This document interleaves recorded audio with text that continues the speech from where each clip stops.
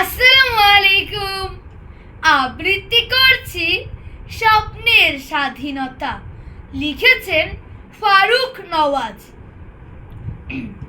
সেই কালো মার্চে বাংলার মসজিদ মন্দির চার্চে হানাদার পাকসে নামেতেছিল হত্যায়, জেলে ছিল অগ্নি যে বাঙালি সত্যায়।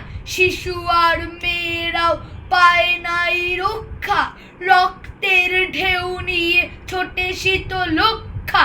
চারিদিকে হাহাকার আহাজারি অগ্নি, যুদ্ধের ময়দানে লড়ে ভাই ভগ্নি।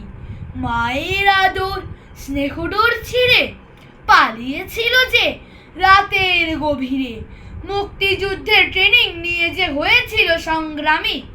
একাত্তরের সেই সে কিশোর আমি, একাত্তরের সেই সে কিশোর আমি, একাত্তরের অগ্নি কিশোর আমি সে দামাল ছেলে। দিয়েছিল যার ভয় পাক সেনা হাতের অস্ত্র ফেলে, যার ভয় ভীরু শয়তানগুলো হলো পশ্চাৎগামী। একাত্তরের সেই সে কিশোর আমি, একাত্তরের সেই সে কিশোর আমি, চাই স্বাধীনতা বলে যোদ্ধারা লড়ে যায়। তরে তরে রাজাকার পাক সেনা পড়ে যায়, ইয়া হিয়া খাবি খায় ভয় পায় নিরাজি। টিক্কার চোখ জোড়া হয়ে যায় পিয়াজি। এইভাবে চলে সেই যুদ্ধ, ধরা পড়ে নিরাজিরা দলবল শুদ্ধ।